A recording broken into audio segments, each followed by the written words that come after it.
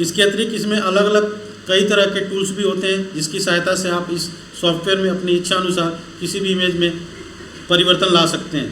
Photoshop की सहायता से आप किसी भी इमेज में इफ़ेक्ट डाल सकते हैं। आजकल फ़ोटोशॉप का प्रयोग मुख्यतः फ़ोटो बनाने, एल्बम बनाने, फ्लैक्स बैनर बनाने, पोस्टर बनाने, शादी का कार्ड बनाने, कवर पेज बनाने, विजिटिंग कार्ड बनाने इत्यादि कामों में किया जाता है। आप जितनी गहराई से फ़ोटोशॉप को सीखेंगे उतने अच्छे तरीके से इसमें किसी भी इमेज को डिज़ाइन या एडिट कर पाएंगे। अगर मैं सीधी बात करूं तो आप फ़ोटो से रिलेटेड संबंधित सभी तरह के काम इस सॉफ्टवेयर में कर सकते हैं। फ़ोटोशॉप की क्या क्या विशेषताएं हैं? सबसे पहला फ़ोटोशॉप की विशेषताएं में पहला दे रखा है, फ़ोटोशॉप के द्वारा बनाई गई इमेज को अलग अलग फॉर्मेट में सेव कर सकते हैं। दूसरा है, फ़ोटोशॉप में किसी भी इमेज पर आसानी से कार्य करने के लिए लेयर का उपयोग किया जाता है ताकि हम सभी इमेज को अलग अलग हिस्से में बांटकर उस पर आराम से काम कर सकें। फ़ोटोशॉप में बहुत सारे इफेक्टिव टूल्स दिए होते हैं जिसकी मदद से फ़ोटो में हम अलग अलग तरह के इफ़ेक्ट डाल सकते हैं। फ़ोटोशॉप की मदद से आप किसी भी इमेज के साइज़ को बड़ा या छोटा कर सकते हैं। फ़ोटोशॉप की मदद से आप किसी भी इमेज का बैकग्राउंड बदल या हटा सकते हैं।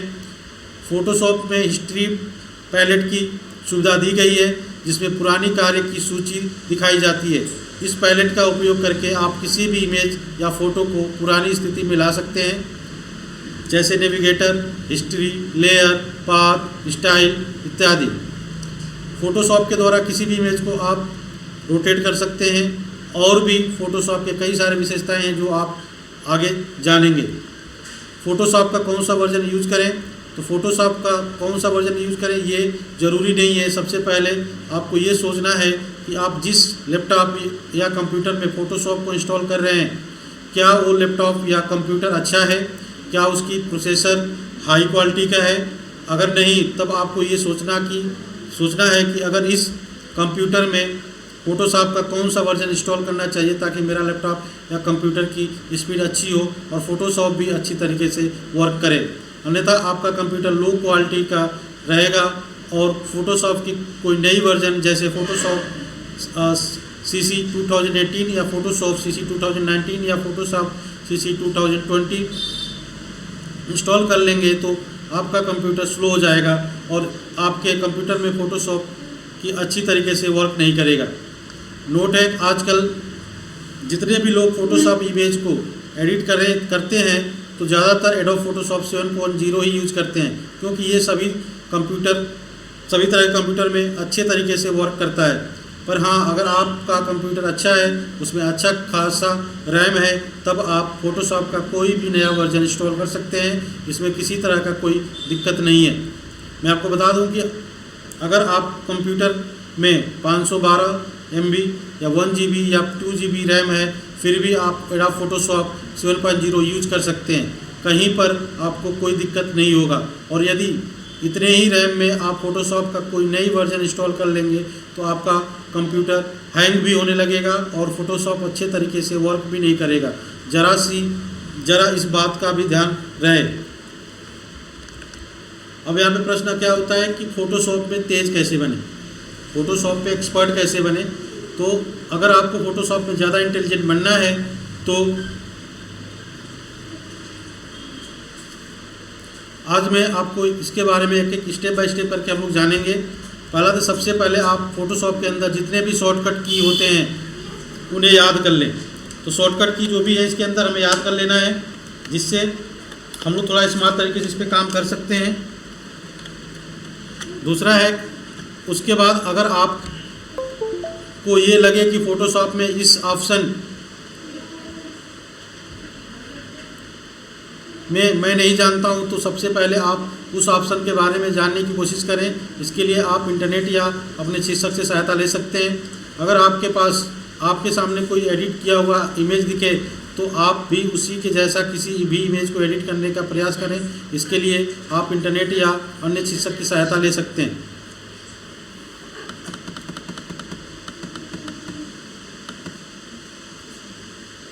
ठीक है, तो ये फ़ोटोशॉप का हमारे पास ये इंटरफेस दिख रहा है। और इंटरफेस ही कैसे दिखेगा। तो सबसे पहले हम लोग आते हैं कि फ़ोटोशॉप को इंस्टॉल कैसे करेंगे, अपने सिस्टम में फ़ोटोशॉप को इंस्टॉल कैसे करोगे। तो सबसे पहले आप लोगों के पास फ़ोटोशॉप का सेटअप होना चाहिए, सेटअप रहेगा तभी इंस्टॉल कर पाओगे। जैसे मैंने ये सेटअप रखा हुआ है फ़ोटोशॉप का सेटअप मैंने यहाँ पे रखा हुआ है। अब यहाँ पे फ़ोटोशॉप 7.0 इसको ओपन करेंगे और यहाँ पे दे रखा है हमारा सबसे पहले ये सेटअप को ओपन करेंगे। यहाँ पे ओपन करने के बाद यहाँ पे क्या कहते हैं एक्सेस पूछ रहा है, तो एक्सेस को अलाउ कर दो कि हाँ इसमें इंस्टॉल करना है। अब उसके बाद से आगे ये थोड़ा सा प्रोसेस लेगा आपका।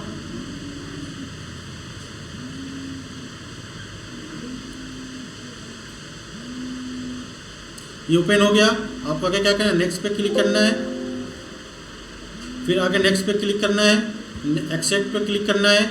अब यहाँ पे दे रहा है कि बिजनेस या इंडिविजुअल, तो हम इंडिविजुअल ही यूज़ करेंगे, हम किसी बिजनेस के लिए नहीं यूज़ कर रहे हैं, मतलब अपना बिजनेस के लिए सीखने के लिए है। तो मैं इंडिविजुअल पे क्लिक करूँगा और यहाँ पे अपना डिटेल दे देना। जैसे मैंने डाल दिया मिस्टर, फर्स्ट नेम मैंने डाल दिया यहाँ पे लास्ट नेम डाल दिया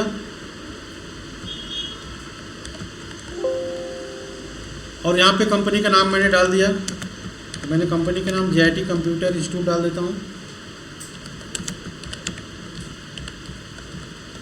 और लास्ट में दे रखा है सीरियल नंबर। तो सीरियल नंबर कहाँ मिलेगा, जो सेटअप है ना उसी में सीरियल नंबर है। अब देखो यहाँ पे लिखा है सीरियल नंबर लिखा हुआ है, इसको ओपन करोगे तो ये आपका सीरियल नंबर मिल गया। इसको यहाँ से कॉपी कर लो और कॉपी करने के बाद आप यहाँ पे पेस्ट कर दो।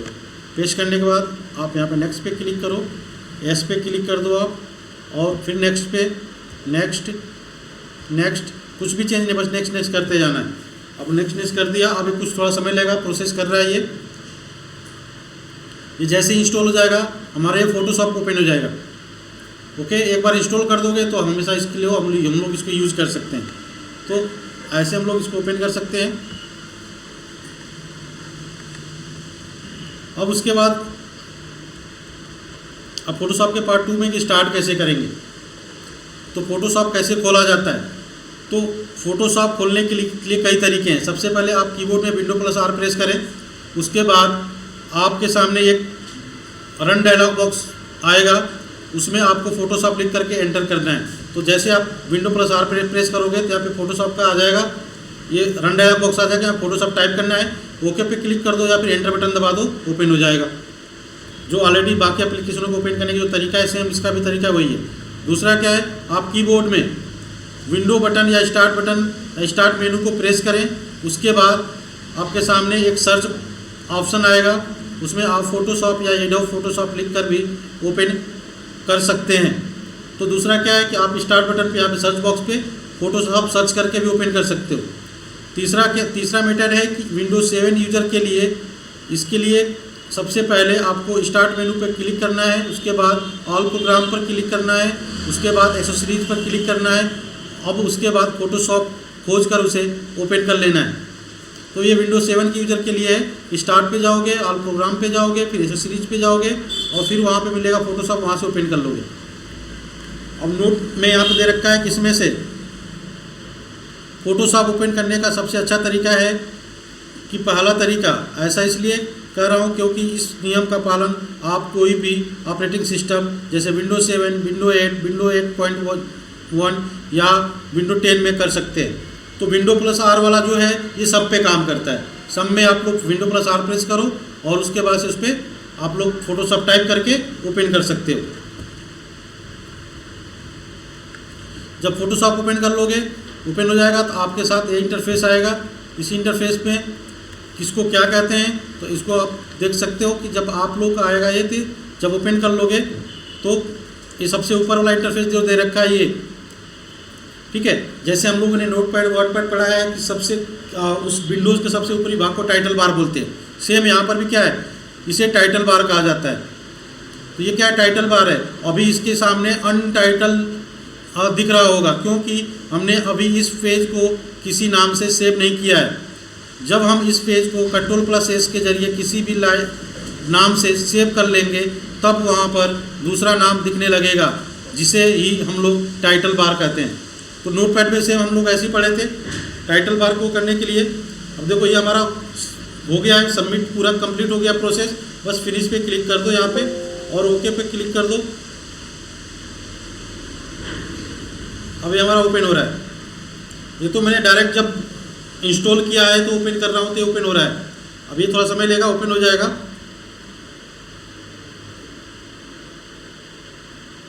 उसके बाद जो टाइटल बार के नीचे वाला एरिया है मेनू बार है, जो हम लोग इसके पहले भी बहुत सारे एप्लीकेशन में पढ़ चुके हैं, चाहे नोटपैड हो गया, चाहे वर्डपैड हो गया, या फिर और भी जो एप्लीकेशन उसमें हमने पढ़ चुके हैं।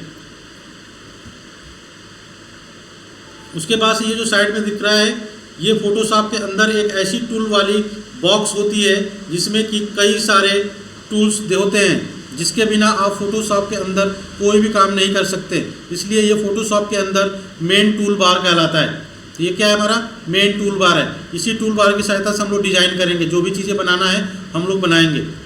ओके, अब देखो फोटोशॉप में ओपन कर रहा हूँ, विंडो प्लस आर बटन दबाया, यहाँ पे टाइप कर दिया फोटोशॉप, एंटर।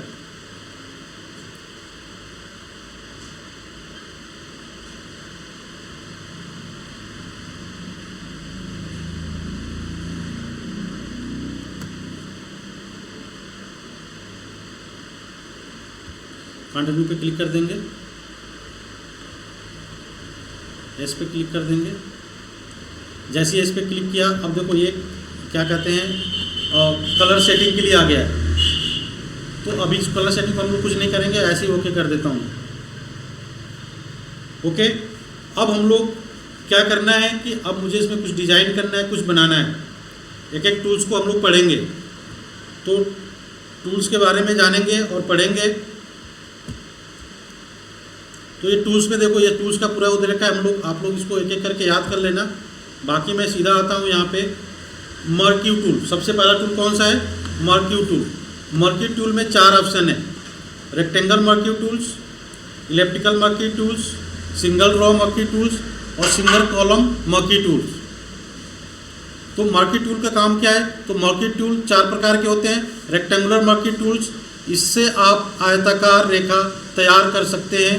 इसके लिए आप कीबोर्ड में शिफ्ट बटन दबाकर माउस के जरिए अपने अनुसार ड्रैग कर सकते हैं।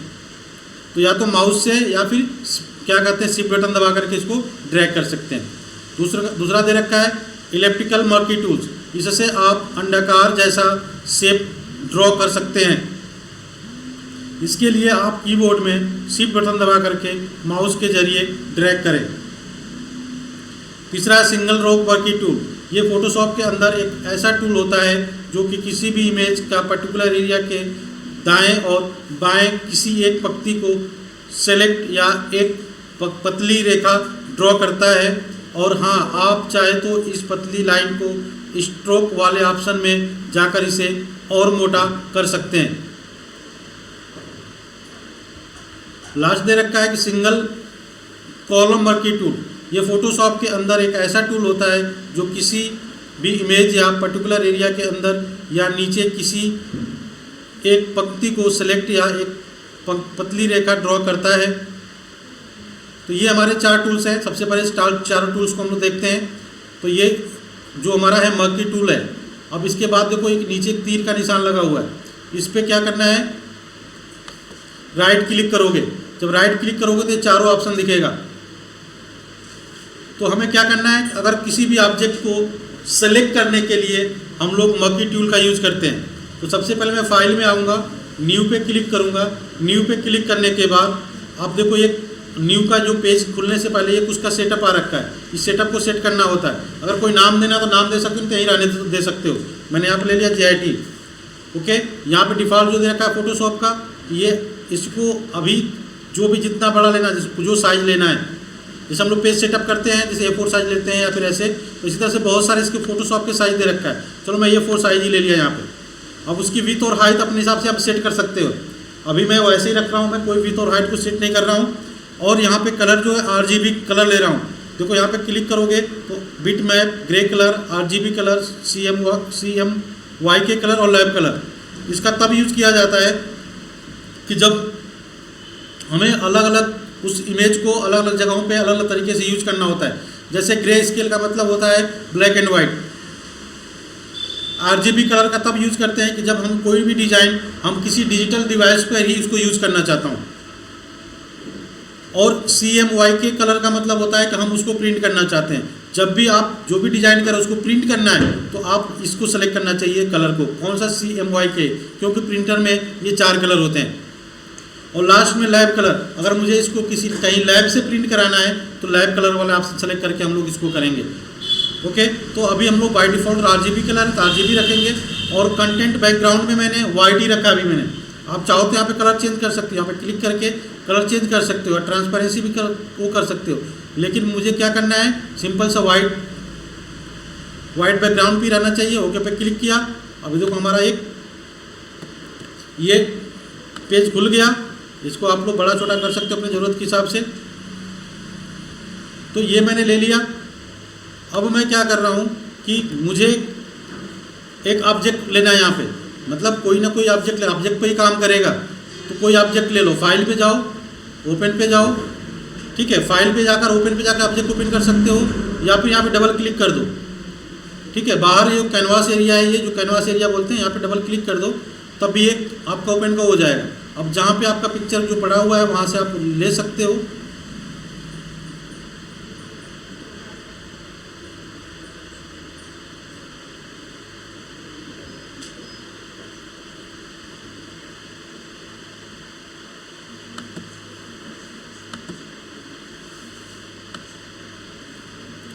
चलो इस पिक्चर को मैंने ले लिया।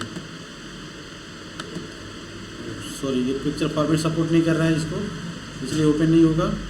ये व्हाट्सएप में डाउनलोड किया हुआ है।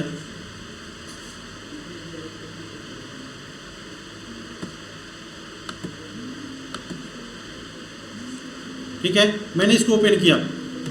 अब देखो ये जो दिख रहा है आपको, ये जो लिया गया है, ठीक है, इसको लिया गया है। यहाँ पे क्लिक करोगे, राइट क्लिक करोगे तो ये इलिप्टिकल मर्की टूल, ठीक है, इसको ले करके और यहाँ से इसको सेलेक्ट कर लो।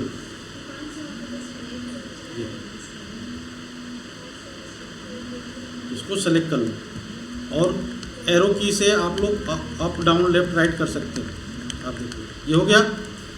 अब ये मैंने सेलेक्ट कर लिया है। मर्की टूल सिलेक्शन का ही काम करता है। सेलेक्ट कर लिया। अब इसको मुझे यहाँ पे लाना है, तो क्या करोगे, इसके बगल में मूव टूल दे रखा है, इसको क्लिक करो और यहाँ से ड्रैग करोगे। ड्रैग मतलब इसको माउस से पकड़ लोगे और उठा करके यहाँ पे ड्रॉप कर दोगे। ये हमारा आ गया, ठीक है। अभी देखो, अभी इस पर जो क्लिक करा है इसको बड़ा छोटा करना है ना, तो यहाँ पे देखो दे रखा है शो बाउंडिंग बॉक्स, इस पर क्लिक कर दो। जैसे मैंने शो बाउंडिंग बॉक्स पे क्लिक किया, देखो ये बाउंडिंग बॉक्स आ गया। इसको बड़ा कर सकते हो आप, ये देखो, ये बाउंडिंग बॉक्स हटाना है, फिर उस पर अभी इस पे एंटर पे क्लिक कर दो, एंटर। ये देखो बाउंडिंग बॉक्स हटाना है तो यहाँ पे क्लिक करो तो हट जाएगा। ये देखो, लाना है ला जाएगा। ये देखो, तो बाउंडिंग बॉक्स कब यूज होता है, जब पिक्चर को बड़ा या छोटा करना होता है। ये हमने हटा दिया अभी। तो आप ऐसे मूव कर सकते हो, तो किसी भी चीज़ को मूव कर सकते हो। जैसे मैंने फिर से क्लिक किया और मुझे ये सेलेक्ट करना है, और मुझे क्या इलिप्ट में या फिर एक सर्कल में सेलेक्ट करना है, तो एक सर्कल में सेलेक्ट कर सकते हो इसको, और इसको आप लोग मूव कर सकते हो, ठीक है। इसको सेलेक्ट करो और मूव कर लो। शो बाउंडिंग बॉक्स पर क्लिक करके इसको भी बड़ा छोटा आप कर सकते हो। जैसे इस पे एंटर बटन दबाओगे ये क्लीन दिखने लग जाएगा। तो ऐसे कर सकते हो। दूसरा इसी में दे रखा है हमारा, क्या दे रखा है, तो रेक्टेंगुलर मर्की टूल्स। ये रेक्टेंगुलर ही सेलेक्ट करेगा। जैसे मैंने इसको सेलेक्ट करना है मुझे, तो ये मैंने सेलेक्ट करा है। देखो रेक्टेंगुलर सेलेक्ट कर रहा है, ये रेक्टेंगुलर सेलेक्ट कर रहा है। इसको ओपन करके ला दो। यहाँ पे साइज को अपने हिसाब से बड़ा छोटा कर सकते हो।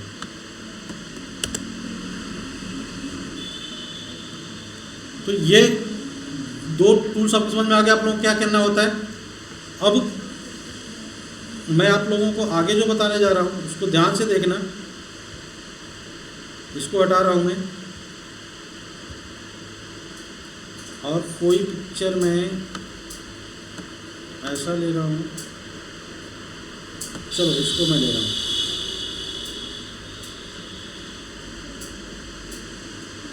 सपोर्ट नहीं कर रहा है, इसको ओपन नहीं होगा ये। अगर पिक्चर नहीं है हमारे पास तो मैं क्या कर लूँगा, मैं इंटरनेट से डाउनलोड कर लूँगा।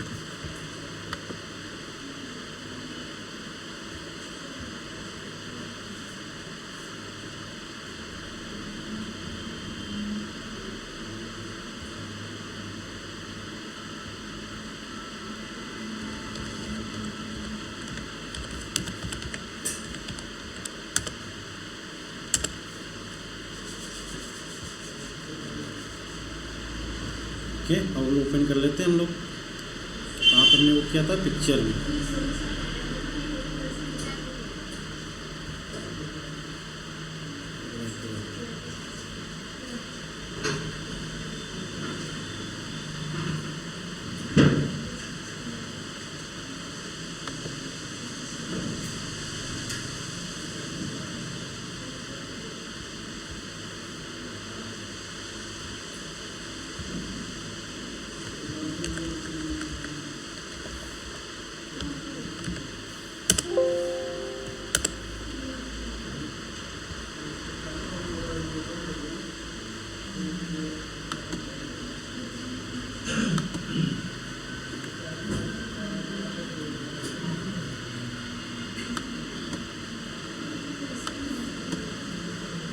ठीक है, पिक्चर को बड़ा करने के लिए कंट्रोल प्लस का यूज करना, बड़ा हो जाएगा। छोटा करने के लिए कंट्रोल माइनस का। ठीक है, zoom in zoom out, zoom in zoom out. ठीक है, अभी ले लिया मैंने। अब मैंने कंट्रोल इन करके मैं नया ऐप को ले लेता हूँ। अब देखो मैं सेलेक्ट कर रहा हूँ, यहाँ पे रेक्टेंगुलर सिलेक्शन का यूज़ कर रहा हूँ मैं। तो रेक्टेंगुलर सिलेक्शन लिया मैंने और ये सेलेक्ट कर लिया और इसको मूव कर लिया मैंने यहाँ पे।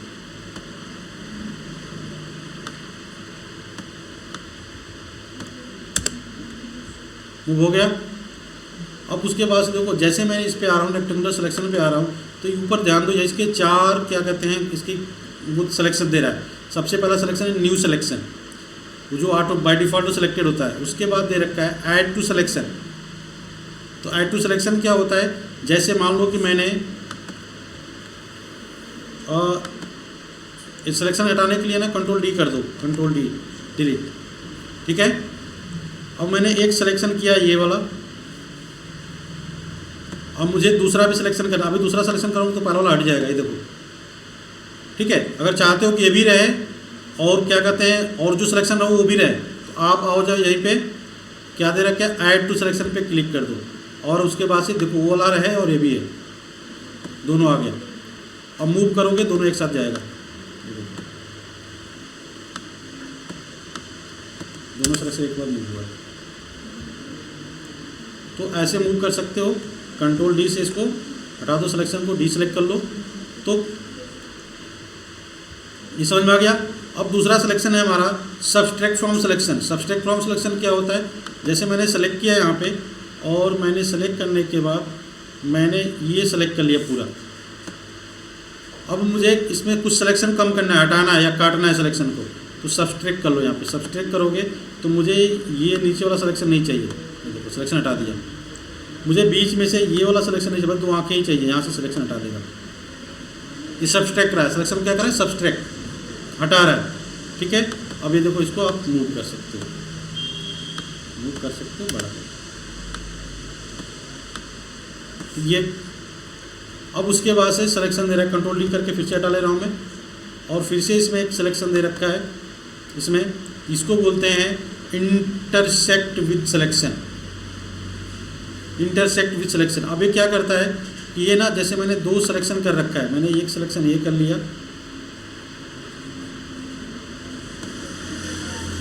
और ऐड सेलेक्शन पे क्लिक करके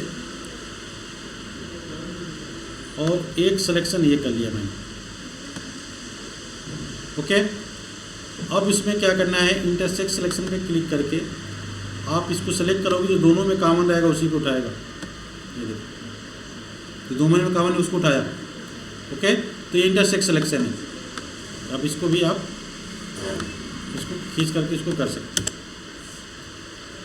तो ये हमारे क्या है, सिलेक्शन का दोनों समझ में आ गया। तो ये रेक्टेंगुलर सिलेक्शन बताया मैंने, ऐसे आप सिलेक्शन इसका भी इलिप्टिकल सिलेक्शन का भी यूज़ कर सकते हो।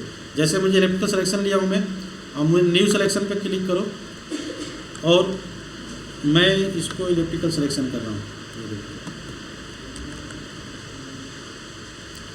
एरो की से ऊपर नीचे भी कर सकते हो और माउस से भी कर सकते हो।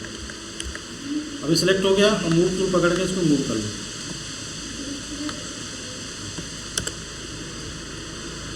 तो ऐसे भी कर सकते हो, या फिर इलेक्ट्रिकल सिलेक्शन में और भी कर सकते हो। जैसे मैंने यहाँ पे सेलेक्ट किया ये, तो बस ये वाला आ जाएगा आपको।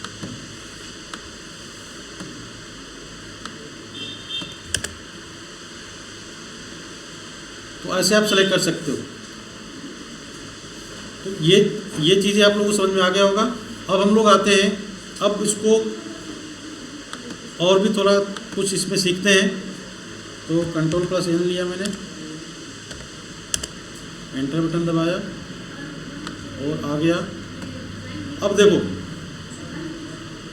मैंने इसको सिलेक्शन को रेक्टेंगुलर सिलेक्शन का यूज़ कर रहा हूँ मैं, और मैंने यहाँ से हाफ सिलेक्शन कर रहा हूँ मैं, Ctrl+D करके हटा रहा हूँ मैं, और इसका हाफ सिलेक्शन।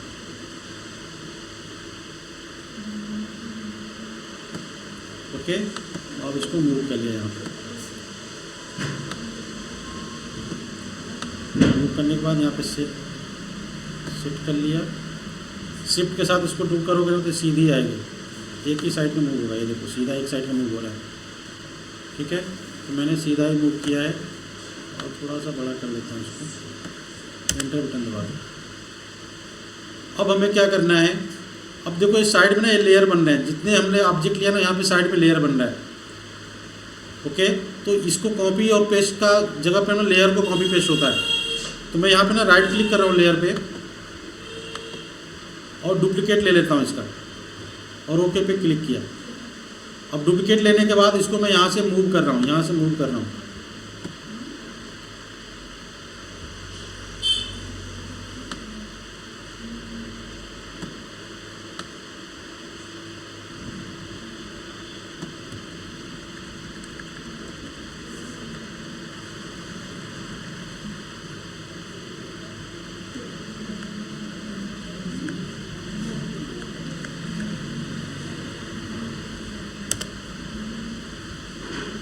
ठीक है, तो ये देखो एक ही साइड के चेहरे से इसका चेहरा बना दिया।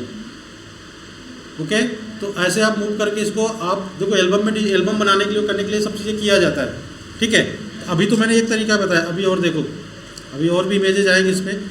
मैं एक काम करता हूँ, चलो अभी देखो, अब किसी का ना बैकग्राउंड बनाया जाता है ना, जैसे कोई पोस्टर डिजाइन होता है, खास करके फिल्मों का पोस्टर आप लोग देखोगे, तो उसको मैं बता देता हूँ। ये आ जाए इधर।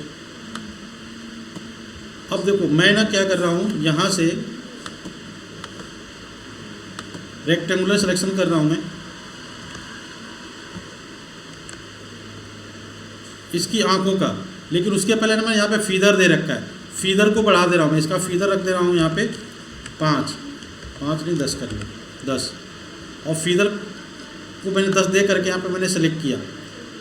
अब देखो फीदर देने के बाद देखो सिलेक्शन रेक्टेंगल नहीं हो रहा है, देख रहे हो ना, फीदर देने के बाद।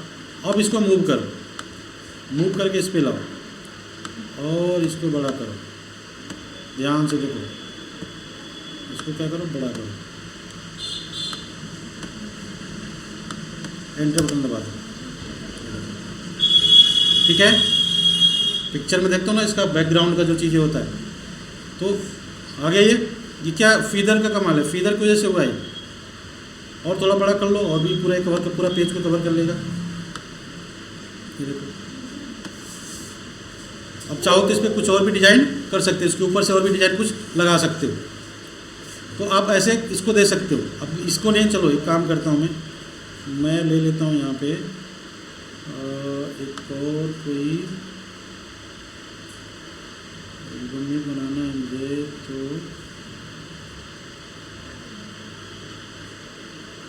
चलो ये ले लिया मैंने।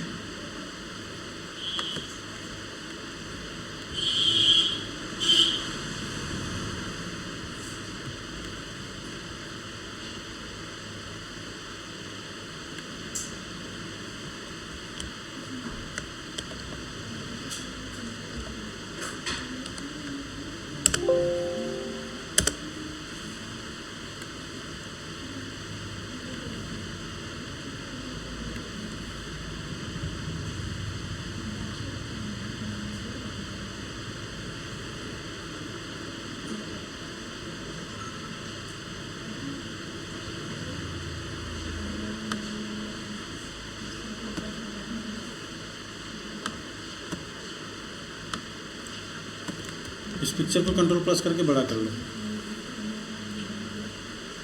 और अब इसको क्या करो कि इसको मूव करो यहाँ।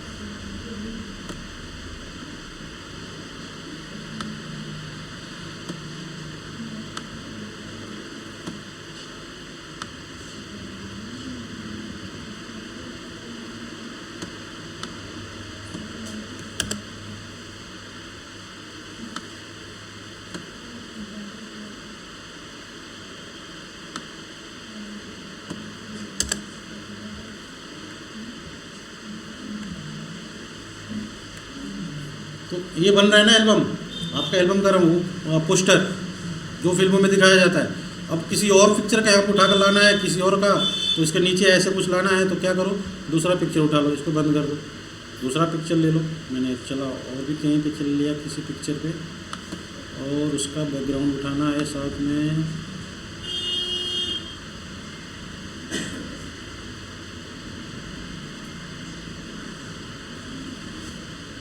चलो ये वाला ले लेता हूँ, ये थोड़ा मारपीट वाला पिक्चर बना, उसमें लड़ाई ना हो, कैसे हो सकता है, तो इसको ले लेता हूँ।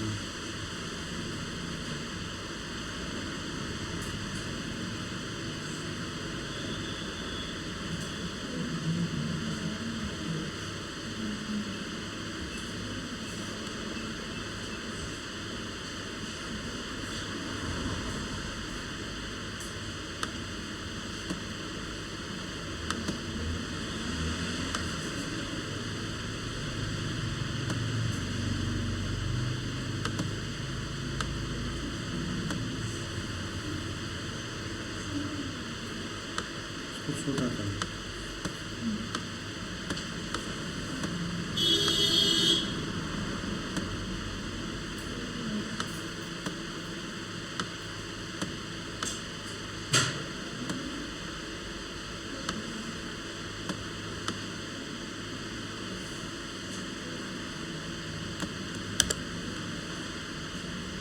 ठीक है, ये भी सीन आ गया नीचे। तो ऐसे आप छोटे छोटे सीन कर दे करके इसको आप क्या कहते हैं, पोस्टर तैयार कर सकते हो। ओके, तो ये बहुत सारे तरीके हैं इसको करने के। अभी इसका यूज़ करके, तो अभी मैं कुछ बताया हूँ, बहुत कम ही अभी बताया हूँ,